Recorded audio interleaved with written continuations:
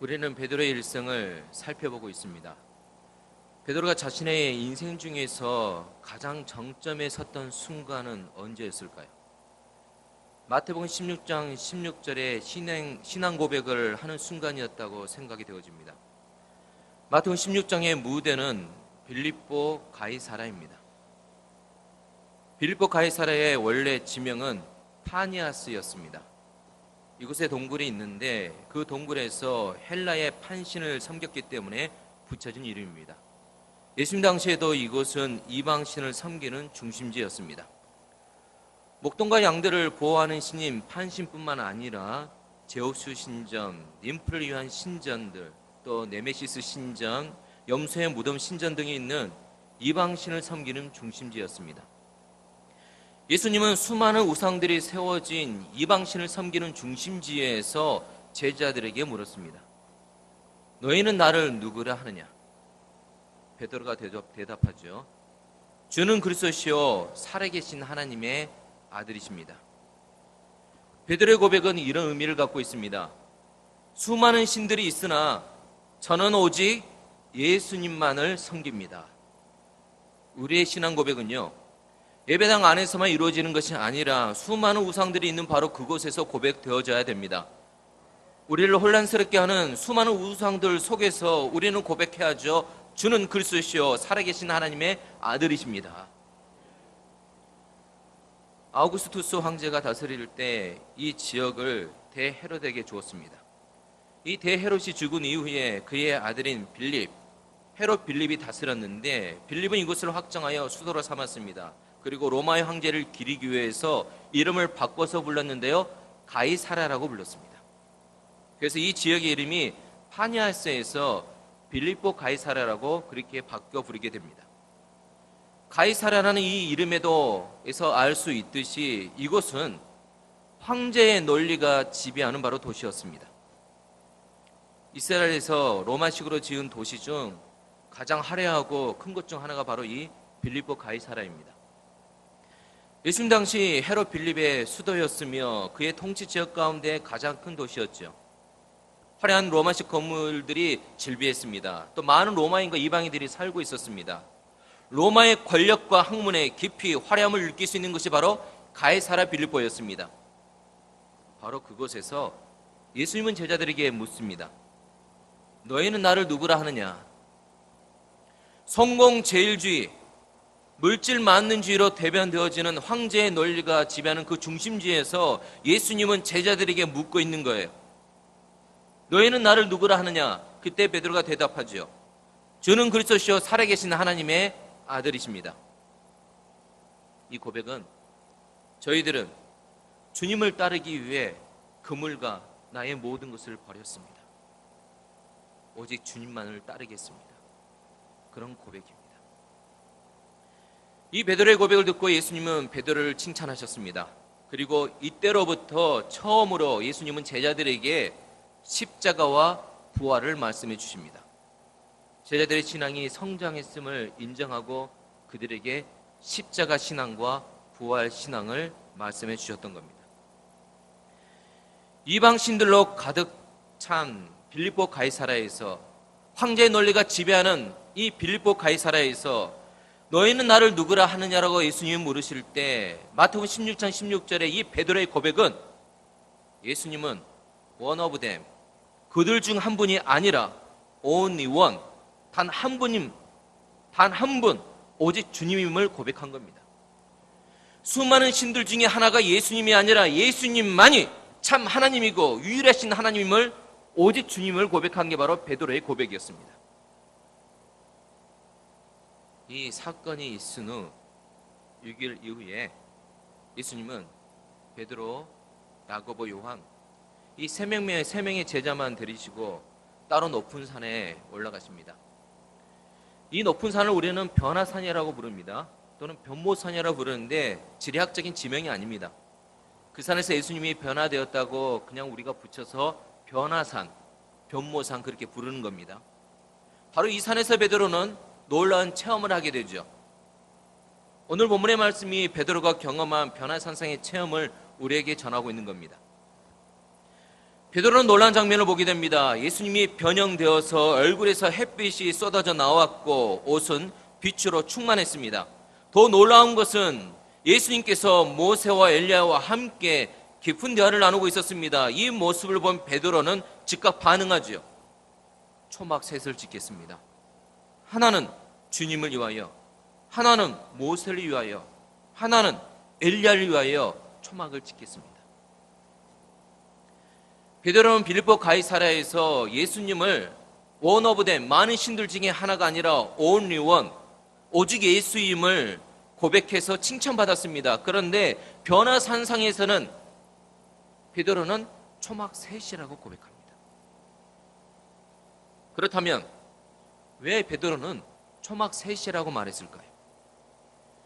유대에서는 귀한 손님이 오게 되면 손님을 위해 그 손님 각자에게 천막을 지어 대접하는 풍속이 있었다고 합니다. 베드로는 그래서 예수님을 위해, 모세를 위해, 엘리야를 위해 초막 셋을 짓겠다고 말하는 겁니다.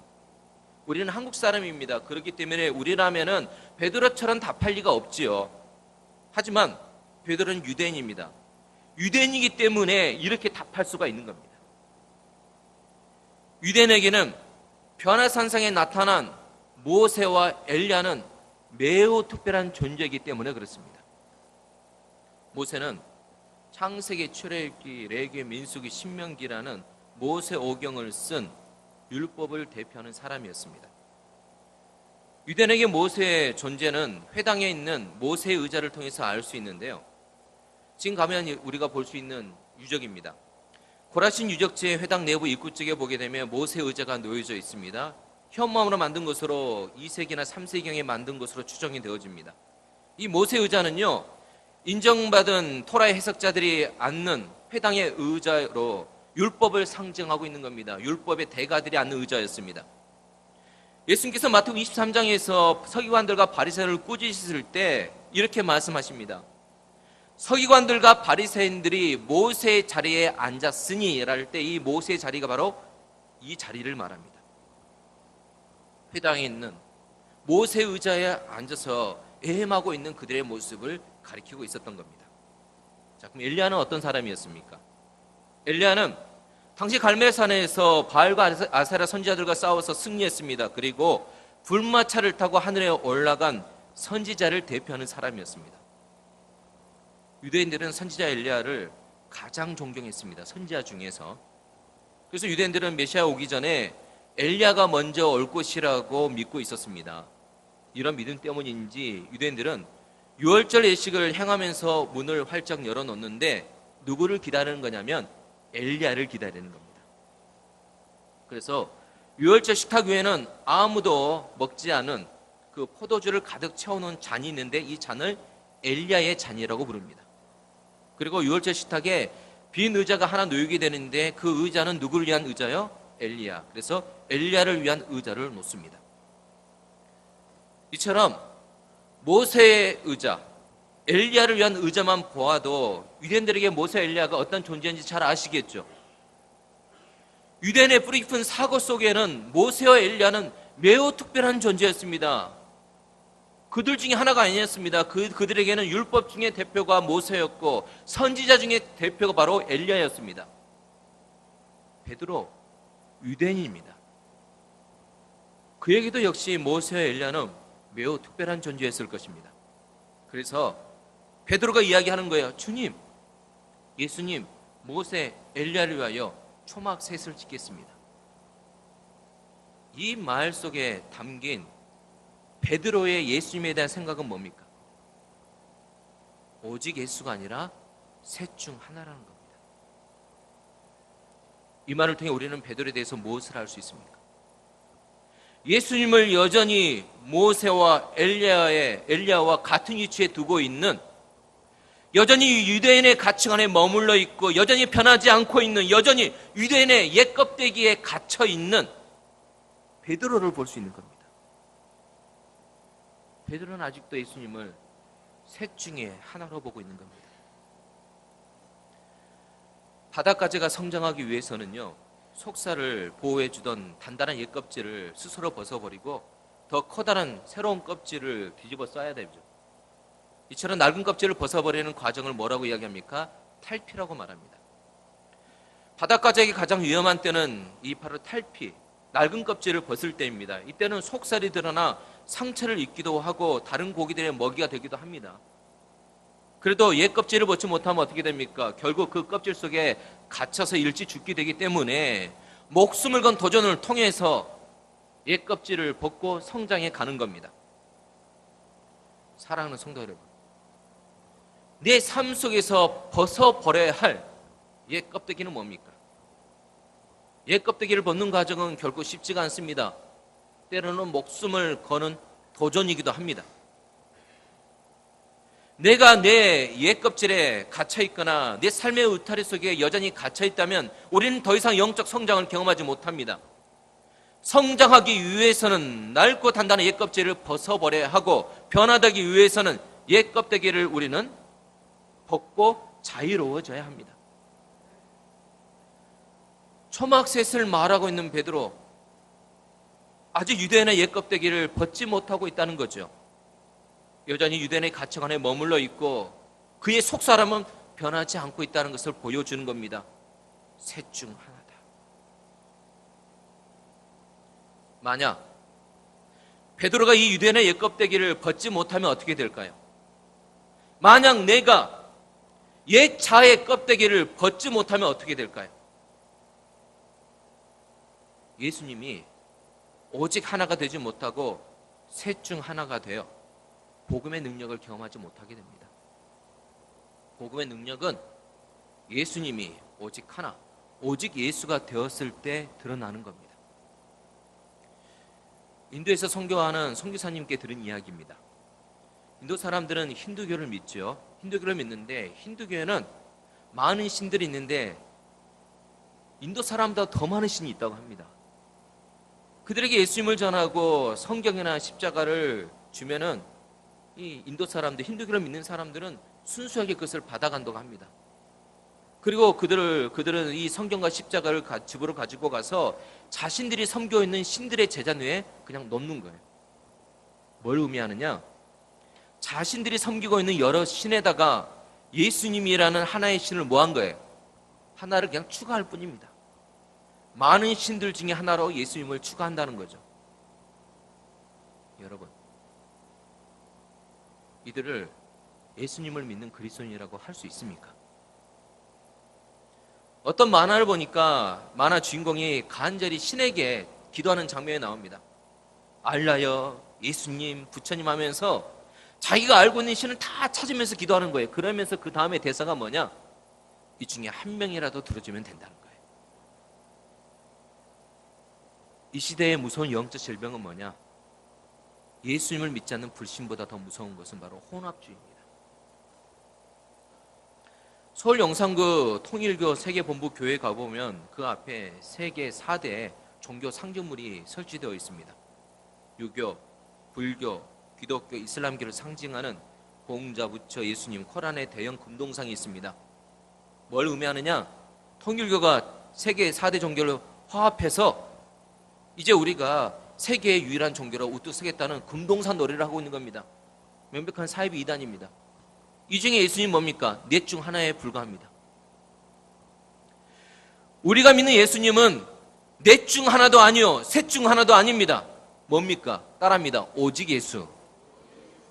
그래야 우리의 믿음이 진짜이고 복음의 능력을 경험하는 삶을 살아가게 되는 겁니다. 오직 예수가 되어야 됩니다. 여러분, 비단 다른 신이 아니더라도요, 우리는 돈, 건강, 외모, 명예, 자기 신념 등등을 자기의 우상으로 삼아 예수님을 셋 중 하나로 여기며 살아갈 수가 있습니다. 예수님을 오직 하나가 아닌 셋 중에 하나로 전락시키는 것을 뭐라고 이야기합니까? 그것을 한마디로 우상이라고 이야기하는 겁니다. 예수님을 둘 중 하나, 셋 중 하나로 만드는 내 안의 영적인 도전은 뭐냐? 자기 중심입니다. 자기 중심. 그리스도인은요, 자기 중심이 아니라 예수 중심으로 사는 인생입니다. 이게 바로 그리스도인을 정의하는 명제 중에 하나입니다. 하지만 내가 그리스도인이면서 여전히 내가 주인이 되어지고 여전히 내가 중심이 되어진다면 예수님은 원 오브 댐의 위치에 서게 됩니다. 내 삶의 기준을 내 자신에게 주는 것을 인본주의, 합리주의라고 하는 겁니다. 전적으로 자신으로부터 시작해서 자신으로부터 합리적인 체계를 세우려고 하는 그 모든 시도를 말합니다. 그러면서 절대 기준을 거부합니다. 모든 것을 상대적인 위치에 둔다는 겁니다. 절대적인 건 없어요. 모든 것이 상대적인 겁니다. 심지어 그래서 예수님도 어디에 위치하게 되는 거예요? 상대적인 위치에 두게 되는 겁니다. 하지만 예수님은 원오브댐의 위치에 두게 된다는 겁니다. 예수님을 둘 중 하나, 셋 중 하나로 만드는 내 안에 영적인 도전 또 하나가 있습니다. 무엇일까요? 대표적인 도전이 있어요. 바로 물질입니다. 누가복음 16장 13절에 예수님이 말씀하신 거 함께 봉독합니다. 시작. 집 하인이 두 주인을 섬길 수 없나니 혹 이를 미워하고 저를 사랑하거나 혹 이를 중히 여기고 저를 경히 여길 것임이니라. 너희는 하나님과 재물을 겸하여 섬길 수 없느니라. 예수님과 재물을 겸하여 섬긴다면 오직 예수가 되지 않습니다. 맹수 조련사가 사자 같은 맹수를 조련할 때 몽둥이나 총 대신 네 발 달린 의자를 거꾸로 들고 우리 안으로 들어간다고 합니다. 그건 맹수 앞에서 의자를 돌려요. 이렇게. 그 맹수 눈에는 네 개의 의자 다리가 흔들흔들거리고 있는 거예요.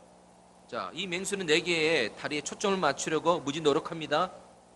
이 다리에 맞추고 저 다리에 맞추고 위에 맞추고 옆에 맞추고 아래에 맞추고 그러다 보면 너무 헷갈리게 되는 거예요. 그러면 신경 분화가 일어나서 무기력증에 빠지게 되고 서서히 유약해지고 온순해진다고 합니다.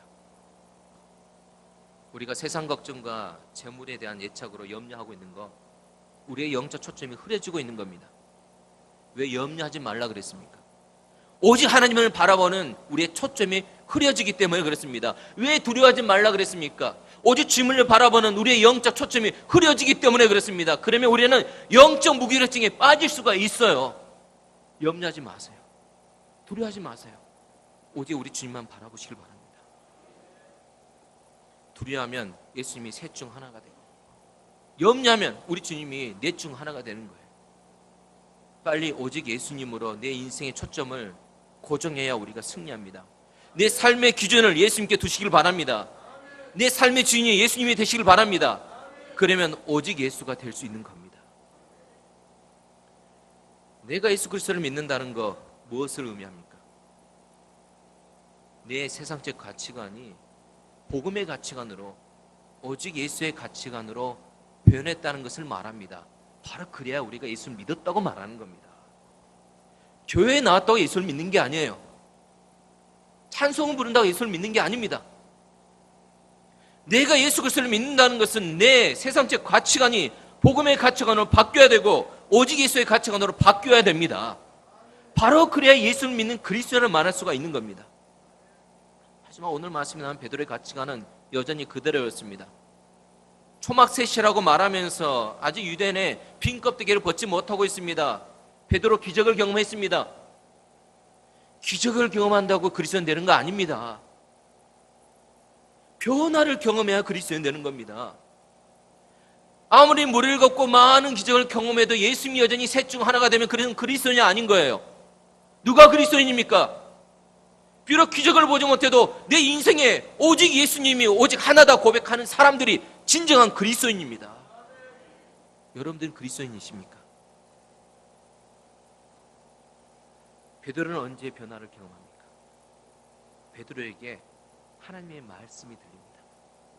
5절의 말씀 함께 봉독합니다. 말할 때 호련히 빛난 구름이 그들을 덮으며 구름 속에서 소리가 나서 이르시되 이는 내 사랑하는 아들이요 내 기뻐하는 자니 너희는 그의 말을 들으라 하시는지라. 5절의 말씀은 이런 뜻입니다. 모세도 있고 엘리야도 있다. 하지만 예수님은 그보다 더 높으신 하나님의 아들이시고 너희를 죄에서 구원할 메시아시다. 지금까지 너희들은 이제껏 모세나 엘리야의 말을 들었지만 이제는 하나님의 아들이신 오직 이 예수님의 말만은 들으라. 그 이야기를 하고 있는 겁니다. 이 하나님의 말씀이 베드로의 가치관을 바꾸십니다. 하나님 베드로에게 예수님이 셋 중 하나가 아니라 오직 하나이기를 원하셔서 베드로가 오직 하나이신 예수님을 선택하기 원했던 겁니다. 이는 내 사랑하는 아들이요 내 기뻐하는 자니 너희는 그의 말을 들으라. 모세도 아닙니다. 엘리야도 아닙니다. 그렇다고 세 명 모두 다 아니죠. 오직 한 분, 예수님만을 붙잡기를 원하셨습니다. 물론 모세 율법도 엘리야의 예언도 우리 모두에게는 다 중요한 겁니다. 구약에 있는 말씀을 어떻게 우리가 버릴 수 있겠습니까? 십계명, 그렇죠? 율법이 들어있지 않습니까? 이 모든 건 다 우리에게 굉장히 중요한 겁니다. 더 버릴 수 없는 겁니다. 하지만 구원은 무엇을 통해서만 이루어집니까? 모세 율법이나 엘리야의 예언으로 구원이 이루어지는 것이 아닙니다. 구원은 오직 예수 그리스도의 복음으로만 우리의 구원이 이루어지는 겁니다. 그래서 오직 예수만이 우리의 길입니다. 진리입니다. 생명입니다. 하나님의 말씀을 통해서 베드로는 자신을 사로잡고 있던 유대인의 사고방식이라는 옛 껍데기를 벗는 변화의 경험을 하게 되죠. 8절의 말씀입니다. 함께 봉독할까요? 제자들이 눈을 들고 보매 오직 예수 외에는 아무도 보이지 아니하더라. 바로 이것이 그리스도인 되는 바로 경험입니다. 유대인으로서 모세도 중요하고 엘리야도 중요했던 베드로에게 이제 누구만 보입니까? 오직 예수만 보입니다. 이것이 바로 진정한 예수님의 제자가 되는 그리스도인이 되는 바로 변화의 경험입니다. 이제 베드로는 예수님을 모세 엘리야와 함께 두는 상대적 개념이 아니라 오직 예수라는 절대적 개념으로 받아들입니다. 우리에게도 예수님이 그러한 분이 될 수 있기를 원합니다. 베드로가 오직 예수라는 변화의 경험을 하게 된 계기는 무엇이었습니까? 살아계신 하나님의 말씀을 들었을 때 가능했습니다. 하나님의 말씀이 베드로의 옛 껍데기를 벗겨버린 겁니다. 이 베드로의 옛 껍데기가 말씀을 통해서 벗겨지면 벗겨질수록 베드로는 변화하고 성장했으며 예수님을 닮아가게 되죠. 사랑하는 성도 여러분, 살아계신 하나님의 말씀을 만나시기를 축원합니다. 하나님의 말씀은 추상적인 것이 아닙니다. 문자로서 하나님의 말씀이 아닙니다. 나와 직접 만나시고 내 삶을 변화시키시는 하나님과의 말씀을 만나시길 바랍니다. 예배 시간에 말씀이신 주님이 우리 사회를 거닐면서 우리의 삶을 터치하시고 우리를 변화시키시기를 원합니다. 이 살아계신 하나님과의 말씀과의 만남이 있다면 우리의 삶이 오직 예수님을 향한 삶이 되고 예수 그리스도를 닮아가는 삶이 될 것입니다. 그러면은요, 내가 억지로 바꾸려 하지 않아도 내 가치관이 오직 예수의 가치관이 되는 겁니다. 기억하셔야 됩니다. 이 가치관 내가 억지로 바꿀 수가 없어요. 우리에겐 그런 힘이 없어요. 말씀이 들어올 때 말씀이 나를 바꾸시는 겁니다. 그래서 여러분들이 진정한 그리스도인을 살기 원한다면 말씀을 보시길 바랍니다. 말씀을 들으시길 바랍니다. 그러면 말씀이 내 자신을 바꾸는 것을 경험하게 될 것입니다. 그것이 바로 진정한 기적입니다. 오직 예수, 내 삶의 주인이 예수님이심을 고백하기를 원합니다. 이렇게 오직 예수라는 고백을 하게 되면 내 삶 속에서 예수 그리스도의 능력이 드러납니다. 복음의 능력이 드러납니다. 우리 큰물교회 성도들의 모든 삶 가운데 예수의 이름의 능력과 복음의 능력이 드러날 수 있기를 원합니다. 그러면은 하나님이 우리에게 주신 비전과 사명이 자연적으로 이루어지는 겁니다. 우리의 인생의 문제가 어떻게 돼요? 해결되어지는 겁니다. 왜요? 예수의 능력이기 때문에 그렇습니다. 사람들이 주님으로부터 멀어지면 멀어질수록 자신의 종교적 믿음을 주장하기 위해 더 독단적으로 변해갑니다. 예수 믿는 사람은 독단적인 사람이 아닙니다. 예수 믿는 사람은 오직 예수라는 믿음을 바라보면서 다른 일을 포용하는 사람들입니다. 하지만 하나님으로부터 점점 멀어져 가면 때로는 내 자신의 종교적 신념을 우상처럼 믿는 경우도 있습니다. 하지만 주인과 더 가까워지면 어떻게 됩니까? 내 생각을 조금씩 내려놓게 되고 누구만을 신뢰할까요? 주님만을 신뢰합니다. 주님만을 바라보게 됩니다. 말씀 앞에서 내 껍데기를 어떻게 해요? 자연스레 벗고 새 껍데기를 입는 그런 변화와 성장을 경험하게 된다는 겁니다. 나는 어떤 사람입니까? 나를 주장하는 사람입니까? 주님만을 신뢰하는 사람입니까? 계속해서 말씀드렸지만 예수님을 믿는다는 것, 내 자신이 가지고 있는 가치관과 세계관을 바꿔야 하는 문제입니다. 오직 성경 말씀에만 나를 복종시킬 수 있기를 원합니다. 다른 무엇도 나를 사로잡지 않도록 허용하지 마시길 바랍니다.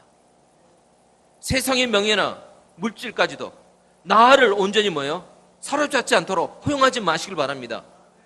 온전히 하나님의 말씀만이 나를 붙잡을 수 있도록 주 앞에 엎드리시길 바랍니다. 하나님의 말씀에 사로잡히는 진정한 그리스도인 되기를 예수님의 이름으로 축원합니다. 기도하겠습니다. 하나님, 예수님을 오직 하나가 아니라 셋 중 하나가 되게 했던 내 옛 껍데기를 자백합니다.